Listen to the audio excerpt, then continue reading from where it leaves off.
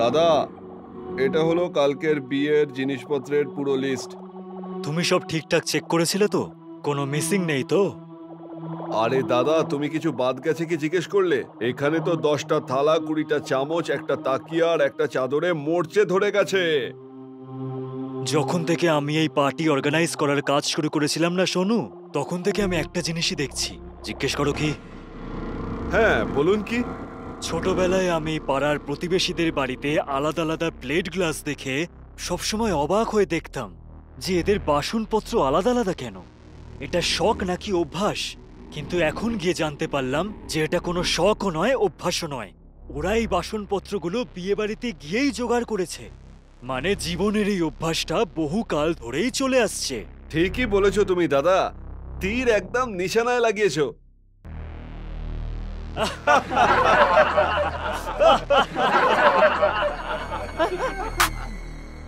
Excuse me.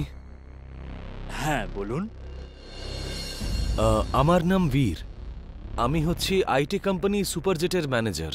আমি আমার কোম্পানির জন্য আপনার হলে একটা পার্টি অ্যারেঞ্জ করতে চাই। নিশ্চয়ই করবেন। শুধু এইটুকু বলুন যে কতজন লোক সেখানে থাকবে আর পার্টিটা কোন দিন করছেন। পার্টি কালকে করব আমরা, আর অন্ততপক্ষে সেখানে 100 জন থাকবে।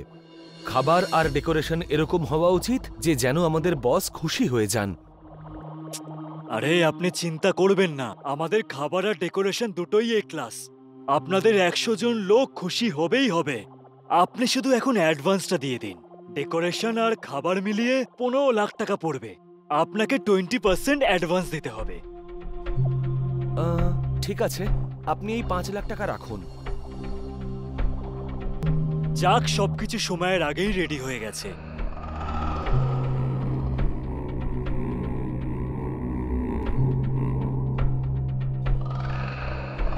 এ কি, কোল্ড ড্রিঙ্কটা ঠান্ডা নেই কেন?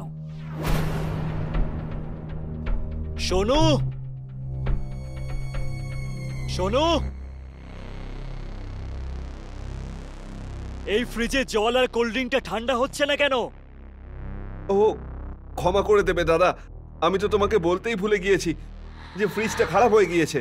শয়তান ছেলে, আজকে পার্টি আছে আর এখন তুই বলছিস ফ্রিজ খারাপ হয়ে গেছে? আরে মূর্খ ছেলে, মনোযোগ কোথায় থাকে তোমার? আমার ব্যবসাটাকে কি লাটে তোলার জন্যই এসেছিস তুই? এবার পার্টিতে যে গেস্টরা আসবে তাদের কোল্ড ড্রিঙ্ক ঠান্ডা জল কি করে খাওয়াবো বল আমাকে। দাদা, তুমি রাগ করো না, আমি একটা ব্যবস্থা করতে পারি। স্টোর রুমে একটা অনেক পুরনো ফ্রিজ রাখা আছে, সেটা চলেও। আজ আমরা সেটা দিয়েই কাজটা চালিয়ে নিই, কাল পাল্টে নেব। কি বলো দাদা? এটা ছাড়া আমাদের কাছে কি আর কোনো অপশন খোলা আছে? যে জিজ্ঞাসা করছিস কি করব দাদা? চল স্টোর রুম, দেখা আমাকে ফ্রিজ।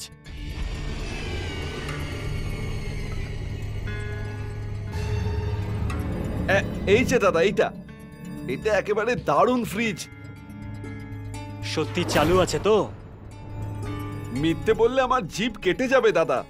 ঠিক আছে, তুই যা কিচেনটা দেখ, আমি এটা সেট করছি। আচ্ছা দাদা।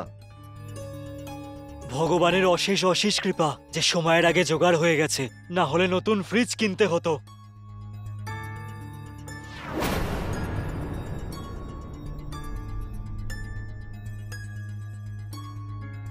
খোলো খোলো, আমাকে বাইরে বের করো, আমি মরে যাব। আমাকে বাইরে বের করো, আমাকে বাইরে বের করো, আমি মরে যাব। খোলো প্লিজ। এই আওয়াজটা তো ফ্রিজের ভেতর থেকেই আসছে, কিন্তু এর ভেতর তো আমি কোল্ড ড্রিঙ্কসই রেখেছি। এর ভেতর তো কেউ থাকতেই পারে না, তাহলে আওয়াজ?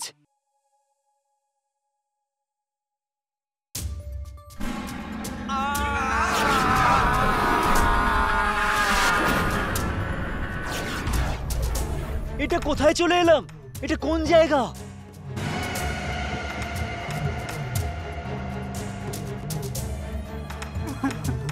দাদা, শুনছেন দাদা? আপনি কাঁদছেন কেন? কে আপনি?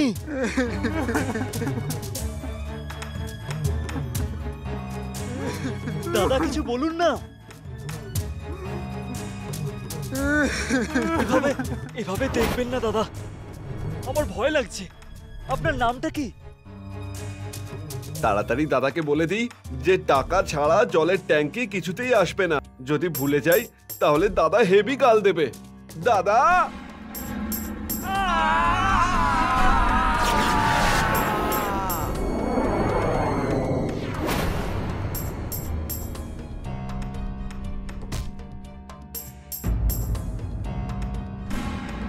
দাদা দাদা কি হয়েছে দাদা? দাদা কি হয়েছিল আমার? জানি না দাদা, তুমি এখানে অজ্ঞান হয়ে পড়েছিলে। এরকম এরকম করে দেখবেন না দাদা, আমার খুব ভয় লাগছে। আপনার নাম কি? ভিক্কি, আমার নাম ভিক্কি।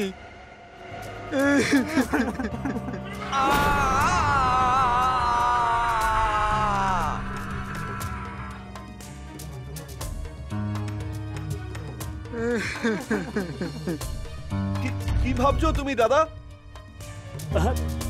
কিছু না, খাবার রেডি হয়েছে। খাবার তো রেডি হয়েই গেছে দাদা, কিন্তু ওই জলের ট্যাঙ্কির লোকেরা আগেকার ধার শোধ করতে বলছে। ঠিক আছে, এই নে, যদি আর কারোর টাকা ধার থাকে তো সেটাও শোধ করে দিবি। হ্যাঁ দাদা, কিন্তু তুমি? আমি ঠিক আছি, তুই যা। সব কাজই মোটামুটি ভালোই হয়েছে, তোমরা কি বলো? ডেকোরেশনটা তো ভালোই মনে হচ্ছে। এবার যেন খাবারটাও এই ডেকোরেশনের মতোই সুন্দর হয়। চিন্তা করবেন না স্যার, এখানে সব খাবার এ ক্লাস হয়। একটা ভালো আইটেম এখনো আছে আমাদের কাছে। আসুন দেখাচ্ছি, জিভে জল চলে আসবে। চলো দেখাই যাক।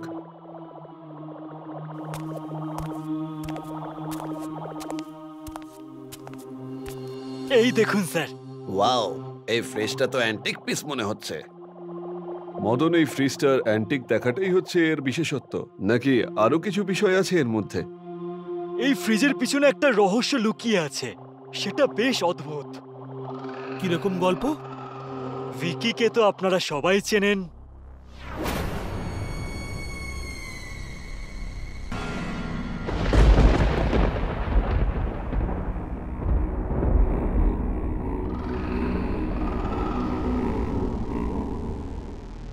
তোমাদের জন্য অনেক বড় একটা খুশির খবর আছে। আমি খুব তাড়াতাড়ি কোম্পানির ম্যানেজার হতে চলেছি। আর ম্যানেজার হয়ে গেলেই তোমাদের এই ভাই দামি 4 চাকার গাড়ি করে আসা যাওয়া করবে।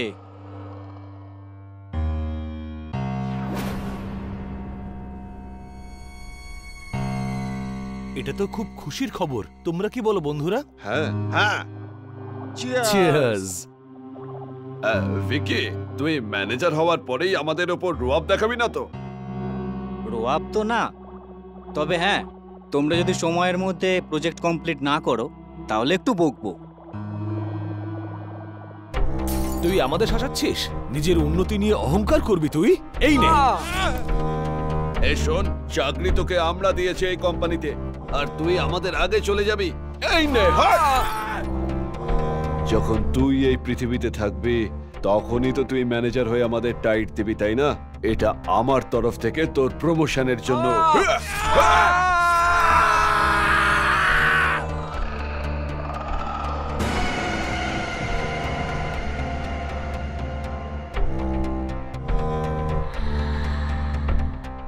এর আগে এখানে কেউ চলে আসুক, তার মধ্যে ওকে ফ্রিজে ঢোকাতে হবে। তারপরে ওর লাশটা নিয়ে গিয়ে জঙ্গলে ফেলে আসবো। হাত লাগাও, চলো।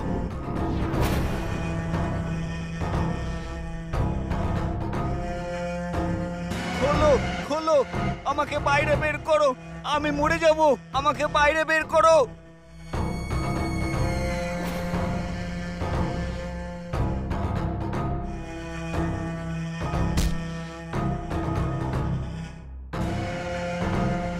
আমরা ধরা পড়ে যাব না তো? বীরের প্ল্যান কখনো ফেল করে না।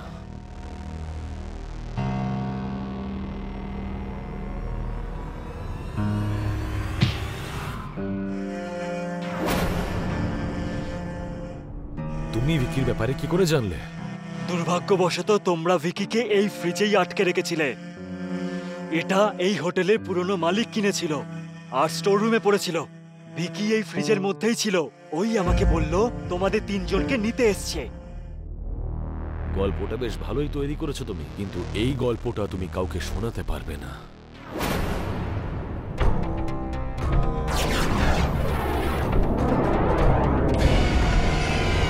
কিন্তু আমি তোমাদের এরকম করতে দেব না।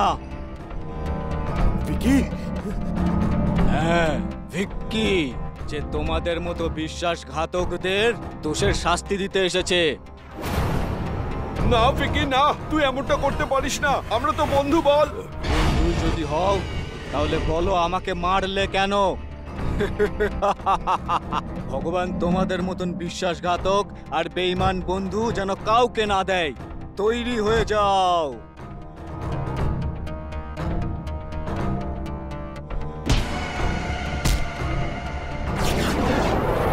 খোলো, আমাদের বাইরে বের করো। খোলো, দরজাটা খোলো, আমাদের বাইরে বের করো।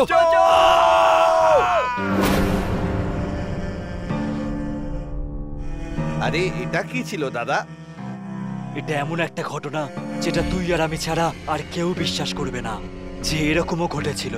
তুই যদি লোকেদের কাছে পাগল প্রমাণিত না হতে চাস তাহলে এই ঘটনাটা নিজের মাথার মধ্যেই গেঁথে রাখিস।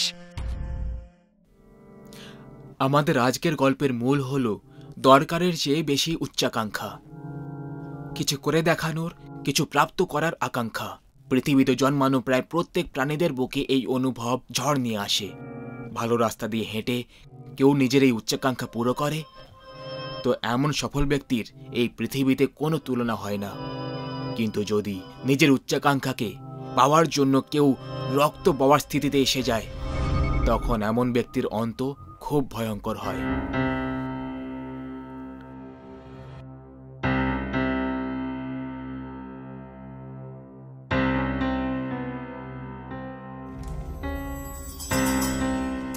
তোমার কি মনে হচ্ছে বস আমাদের দুজনকে একসাথে কেন রেখে পাঠিয়েছে? চিন্তা কেন করছো ভাই? তার কাছেই তো যাচ্ছি নাকি, এক্ষুনি জানা হয়ে যাবে। আর বলো রাজু, কেমন আছো? বাড়িতে সব ঠিক? আজ্ঞে সাহেব, সব ঠিক আছে। তুমিও না রাকেশ, কতবার বুঝিয়েছিলাম তোমাকে আমি যে পিয়ন, লিফটম্যান, হাউসকিপিং ওয়ালাদের সঙ্গে কথা বলবে না, আমাদের স্ট্যান্ডার্ডের সঙ্গে এসব ম্যাচ করে না। ও আর আমি, আমরা দুজনেই মানুষ সমর, আর আমরা দুজনেই নিজের নিজের কাজ করছি। সেই জন্য আমাদের প্রত্যেকটা মানুষের আদর সম্মান করা উচিত। আদর সম্মান? তোমার ভাষা তো দেখো, গ্রামের কোনো মূর্খের মতো মনে হচ্ছে। আগে বস, আপনি ডেকে পাঠিয়েছিলেন?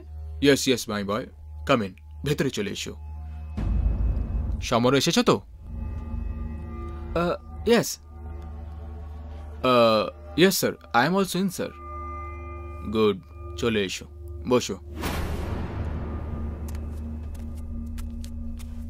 কি হয়েছে স্যার? আজ আপনাকে দেখে একটু সিরিয়াস মনে হচ্ছে।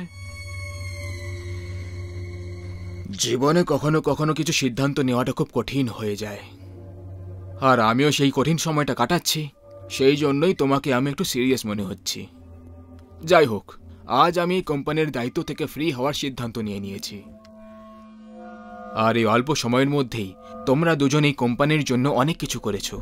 সেই জন্য কোনো নতুন লোককে হায়ার করার জায়গায় ভাবলাম তোমাদের মধ্যে কোনো একজনকে কোম্পানির সিইও বানিয়ে দিই।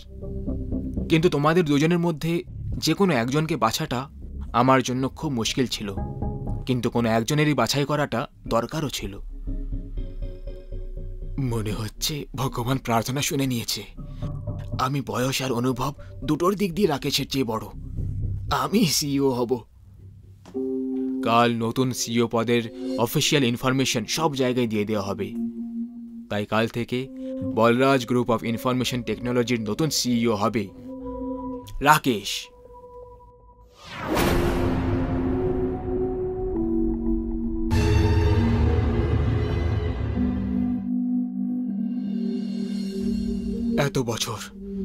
এত বছর এই কোম্পানিকে যে পজিশন পাওয়ার জন্য দিয়েছিলাম সেটা এত সহজে অন্যের হাতে যেতে দিতে পারি না আমি। তাতে আমাকে রাকেশের প্রাণে নিয়ে নিতে হোক না কেন।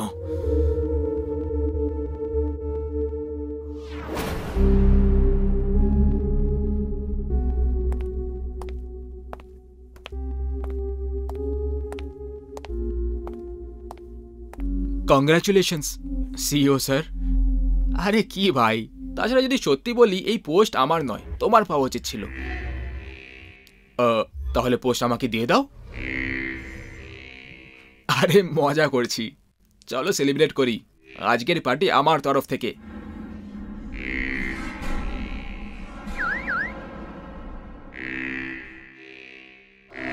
আরে কিন্তু এভাবে হঠাৎ, আর আমার গাড়ি? আজকাল লাইফে অনেক কিছু হঠাৎ করেই হয়ে যাচ্ছে। তুমি সিইও তো হঠাৎ করেই হয়ে গেলে, তাহলে এই পার্টি হঠাৎ কেন হতে পারে না? আজকে শুধু তুমি আর আমি আর আমার ইয়ট, যেমনটা বন্ধুর ইচ্ছে। চলো।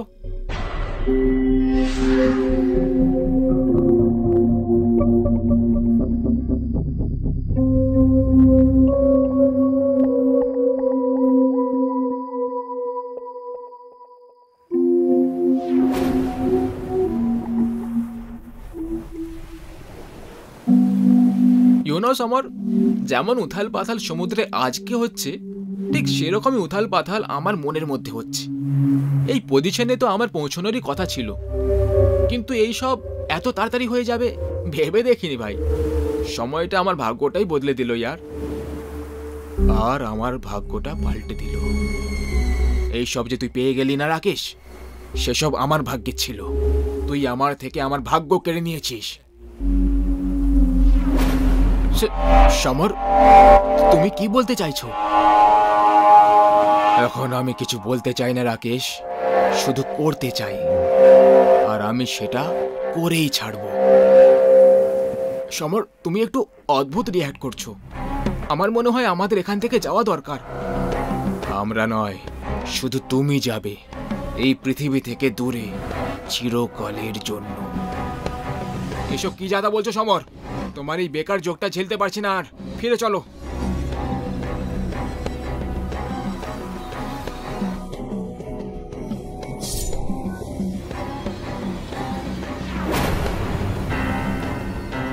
ইন্টারন্যাশনাল কম্পিটিশনে সেকেন্ড পজিশনে এসেছিল আমার।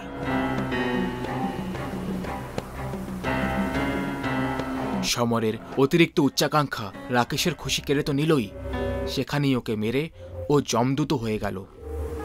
প্রত্যেক জনের সাথে ভদ্র ব্যবহার করা রাকেশের মৃত্যু এভাবে হতে পারে, এটা অন্য কেউ তো দূর, রাকেশ নিজেও কখনো ভেবে দেখেনি। ও এখন মরে গেছিল।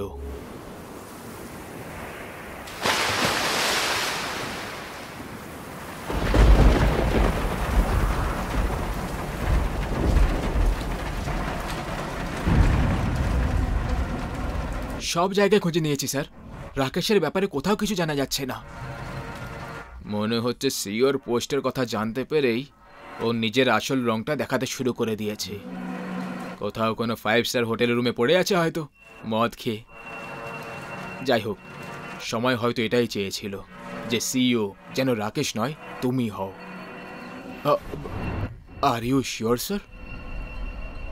আমার সিদ্ধান্তে তোমার কোনো সন্দেহ আছে? নো নো স্যার, একদম না। আমি শুধু বলছিলাম যে কাল অবধি ওয়েট করে নেওয়া যেত। সময় আর বিজনেস কারোর জন্য থামে না সমর। অ্যানাউন্সমেন্টটা কালকে ঠিক করে দাও আর কাজে লেগে পড়ো। আগে স্যার।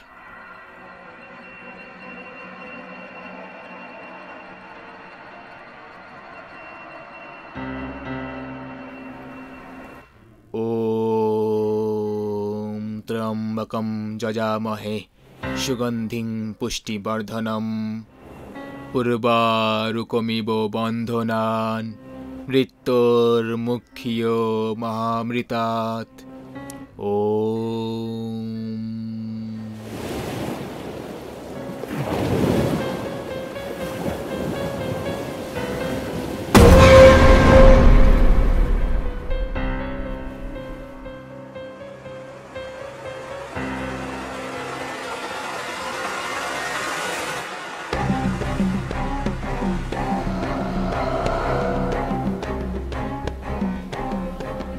প্রভুর ইচ্ছে নিয়ে এসেছে, প্রভু নিয়ে এসেছে তোকে আমার কাছে।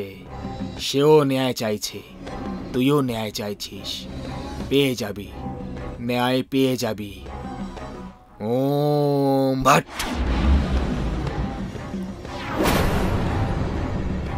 ওম হ্রিম ক্লিম চামুণ্ডায় ভিচ্ছে। ওম ভট। ওম হ্রিম ক্লিম চামুণ্ডায় ভিচ্ছে। ওম ভট।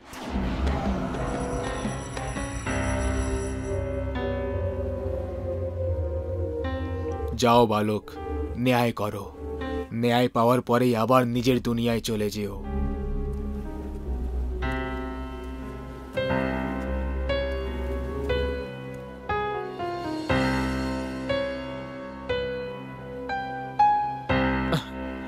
দেখ জনি, আজ আমার প্রমোশন ডে। সবকিছু খুব ভালো করে হওয়া চাই, কিছু অ্যাভারেজ যেন না হয়, বুঝতে পেরেছিস? সিইও পদের অ্যানাউন্সমেন্ট, এটা সিইও পদের। হ্যাঁ ঠিক আছে, রাখ।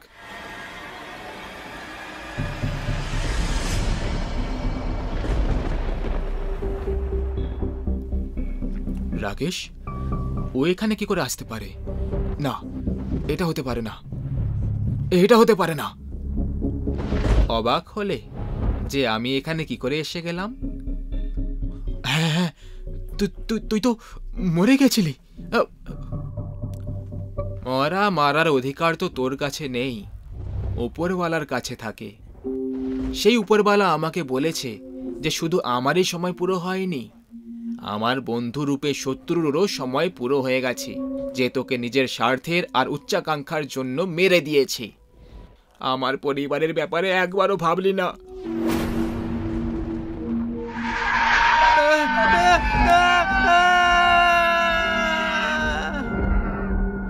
রাকেশ, রাকেশ, দেখ দেখ, আমি তোর সঙ্গে ভুল করেছি। কারণ কারণ আমি একটা খারাপ মানুষ ভাই, কিন্তু তুই তো ভালো মানুষ, তাই না? তুই খুব ভালো মানুষ। আমি তোর পরিবারের কথা ভাবিনি, কিন্তু তুই আমার পরিবারের কথা ভাব। ক্ষমা করে দে ভাই, ক্ষমা করে দে।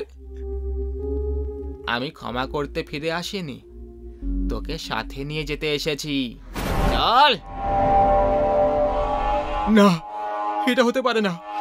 আমি কোথাও যাব না, আমি সিইও হয়ে গেছি, আমি কোথাও যাব না।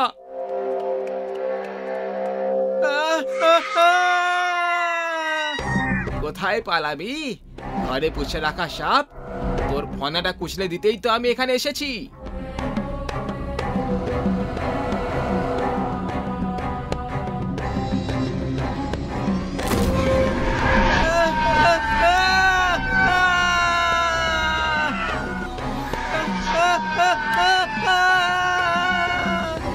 লোভ, ঈর্ষা আর স্বার্থে ভরা সমস্ত উচ্চাকাঙ্ক্ষা সব সময় খারাপ হয়। এরকম উচ্চাকাঙ্ক্ষার কারণে প্রায় রক্তের নদী বয়ে থাকে। যদি আপনারও মনের ভেতর সাম দাম দণ্ডভেদের নীতি আপন করে আগে এগোনোর উচ্চাকাঙ্ক্ষা থাকে, তাহলে সেটা ত্যাগ করুন, না হলে অঘোরই যে কোনো সময় ন্যায় করাতে পারে।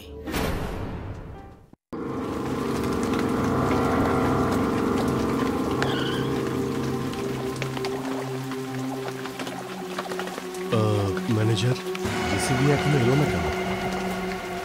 স্যার, আমি একটু আগেই ফোন করেছিলাম, রাস্তাতেই আছে, কিছুক্ষণের মধ্যেই চলে আসবে। গত 1 ঘন্টা ধরে তুমি আমাকে এই কথাই বলে যাচ্ছ।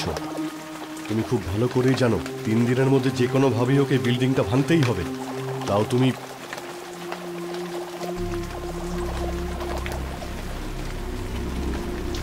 স্যার স্যার এসে গেছে, ও এসে গেছে, এসে গেছে। এত দেরি কেন হলো তোর?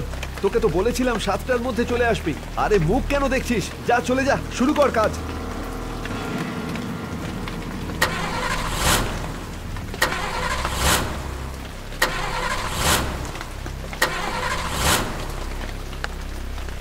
আরে ম্যানেজার, তুমি পুরনো জেসিবি কেন আনিয়েছো? না স্যার, এটা পুরনো নয়, এটা একদম নতুন জেসিবি। নতুন হলে এখনো স্টার্ট হচ্ছে না কেন? আরেকটা জেসিবি নিয়ে এসো।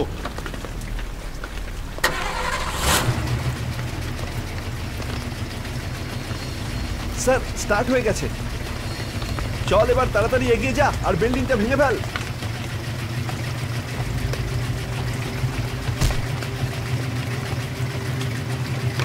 তো মনে হচ্ছে গাড়িটা অপারেট করতেই পারে না। স্যার কিন্তু আরেকটা জেসিবি নিয়ে এসো।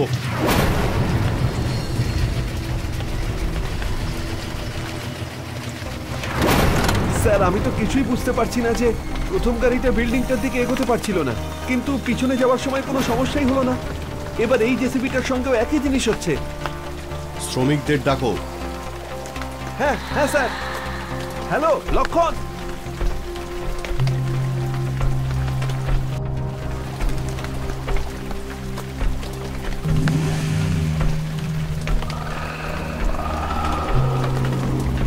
গোটা বিল্ডিংটা 3 দিনে ভাঙতে হবে লক্ষণ। চিন্তা করবেন না স্যার, 3 দিন দূরের কথা, 3 ঘন্টার মধ্যে ভেঙে দেব। আরে বড় বড় কথা না বলে যদি এই গোটা বিল্ডিংটা 3 দিনের মধ্যে ভাঙতে পারিস না, তাহলে স্যারকে বলে তোদের আমি 4 দিনের টাকা দেবো। এবার তোরা কাজে লেগে পড়। আরে চল ভাইয়েরা, কাজটা শেষ করে দিই।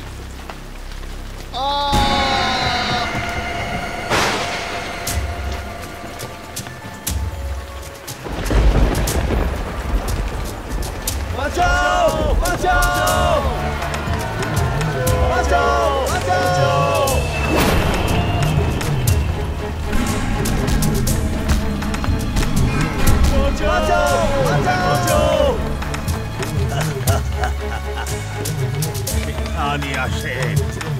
আজকের পর এই বাড়িটা যদি কেউ আবার ভাঙবার চেষ্টাও করে, তাহলে শুনে রাখো একটা কথা, সবার হাড়গোড় এমন ভাবে ভাঙবো যে দুনিয়ার কোনো ডাক্তার সেই হাড় আর জুড়তে পারবে না। ক্ষমা করবেন স্যার, এটা আমরা পারবো না। ম্যানেজার, তুমি ঠিক আছো? আরে না স্যার, শরীরের সব পার্টগুলো ভেঙে দিয়েছে ওই লোকটা। ম্যানেজার, এই ভূত তো আমাদের সামনে এসে বলে দিল, তার মানে এই ভূতই এই বিল্ডিংটা ভাঙতে বাধা দিচ্ছিল, ওই জেসিবি মেশিনগুলো আটকাচ্ছিল। একদম 100% ঠিক বলেছেন স্যার আপনি। এবার তো এই প্রজেক্টটা এই ভূতটাকে তাড়ানোর পরই শুরু হতে পারে স্যার। কিন্তু সেটা তো না তুমি জানো আর না আমি, যে এই ভূত এই বিল্ডিং থেকে কি করে যাবে। Exactly sir.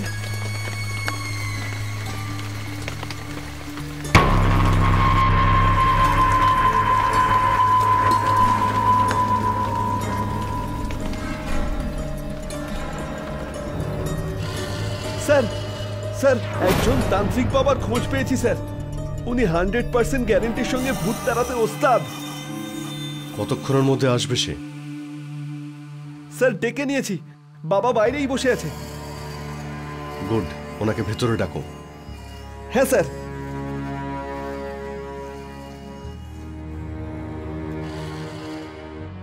হ্যালো রোশনি, বাবাকে ভিতরে পাঠাও। বাবা, আমার ম্যানেজার বলল যে আপনি ভূত তাড়াতে পারেন।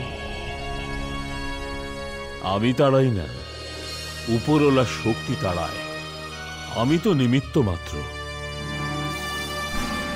কত টাকা নেবেন আপনি ভূত তাড়াতে? 5 লক্ষ। আরে বাবা, আপনি জানেন 5 লাখ টাকা মানে কত? কখনো দেখেছেন? ডান, ভূত তাড়িয়ে দিন, 5 লাখ টাকা আপনাকে দেব। আরে স্যার কিন্তু। গাড়ি বের করো।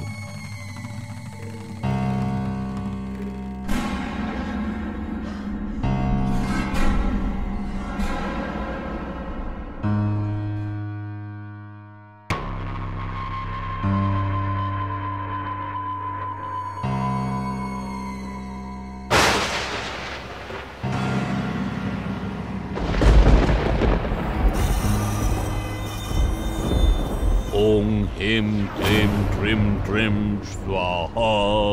আপনারা দুজন এখানেই থাকুন, ভেতরে আমি একা যাব। আপনারা গেলে আপনাদের বিপদ হতে পারে। হ্যাঁ বাবা, যেমনটা আপনি বলবেন।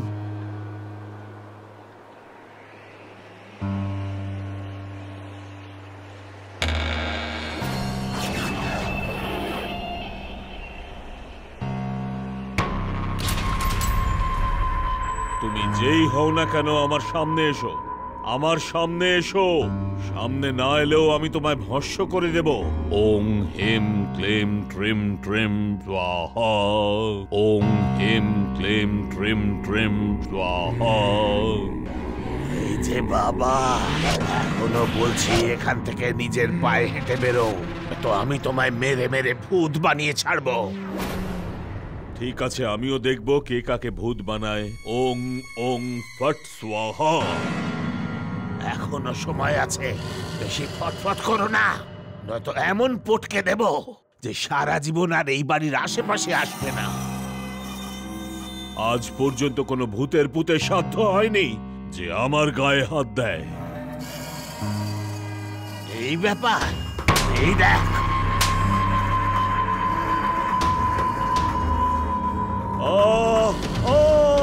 আরে আরে আরে এসব কি করছো ভূত তুমি? থামো থামো!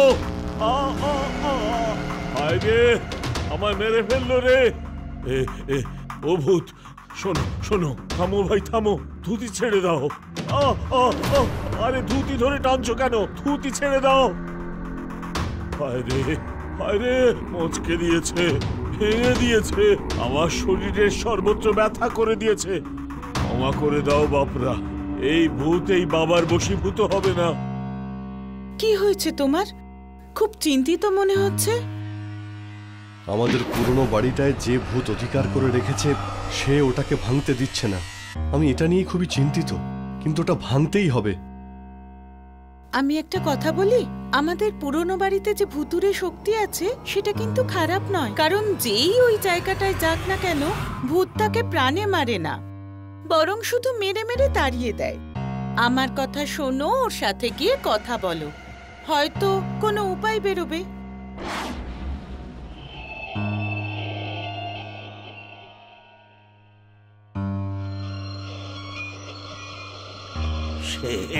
আবার তুমি এসেছো?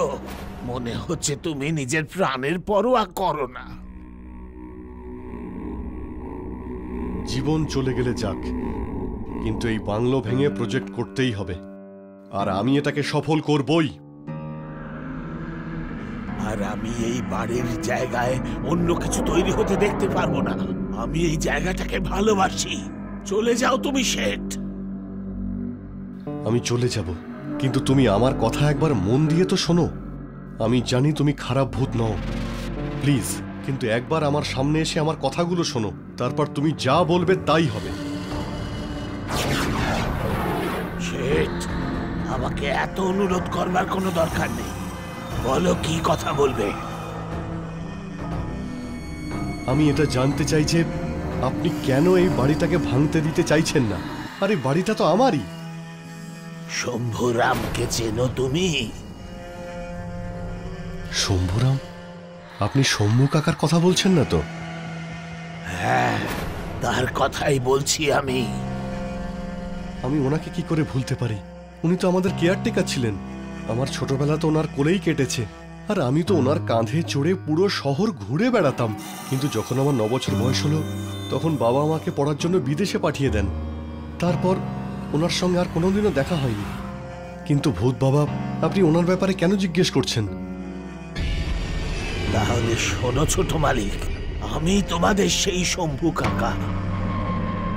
মৃত্যুর পরেও আমি আমার দায়িত্ব পালন করছি। আমি আপনার মনের অবস্থা বুঝতে পারছি শম্ভু কাকা, কিন্তু এই কাজ আমি নিজের স্বার্থের জন্য করছি না শম্ভু কাকা। আমার একটা জায়গা আছে, আর কয়েকজন সেই জায়গাটা দখল করে রেখেছে। আমার বিজনেস পার্টনারেরা তাদের সরাতে চাইছে, কিন্তু আমি চাই যে ওদের মাথায় যেন ছাদ থাকে। সেই জন্য এই জায়গাতে আমি তাদের বাড়ি করে দিতে চাই। আমার পরিস্থিতি এখন এমন নয় কাকা যে আমি অন্য জায়গাতে জমি কিনে তাদের জন্য বাড়ি করে দিতে পারি। বাবার হঠাৎ করে একটা অ্যাক্সিডেন্টে মৃত্যু হওয়াতে তার অত টাকার কোনো হিসেবই নেই আমার কাছে। সেই জন্য প্লিজ আমাকে এই কাজটা করতে দিন। তুমি তো আমায় কাঁদিয়ে ছাড়লে ছোট মালিক। যদি আমি আগে জানতাম যে একটা ভালো কাজের জন্য বাড়িটা ভাঙছো, তবে আমি তোমায় বাধা দিতাম না। আমায় ক্ষমা করে দাও, আমি এখান থেকে চলে যাব। কিন্তু তার জন্য তোমাকে আমায় গত 20 বছরের স্যালারি দিতে হবে। স্যালারি? আমি মজা করছিলাম। মন দিয়ে শোনো ছোট মালিক, আমি ভালোভাবে জানি তোমার বাবা এই শহরের বড় দুটো ব্যাংকের লকারে তার প্রতিটি পাই পয়সার হিসেব রেখে গেছেন। যাও গিয়ে নিয়ে নাও। আপনি কি করে জানলেন? বড় মালিক আমায় সব বলেছেন। হয়তো এই আজকের দিনটার জন্য আমি চললাম। সর্বদা সুখে থেকো। শম্ভু কাকা, আমি আপনাকে কথা দিচ্ছি, এই জায়গাতে আমার বাবার মূর্তির সঙ্গে সঙ্গে আপনারও মূর্তি গড়ব আমি।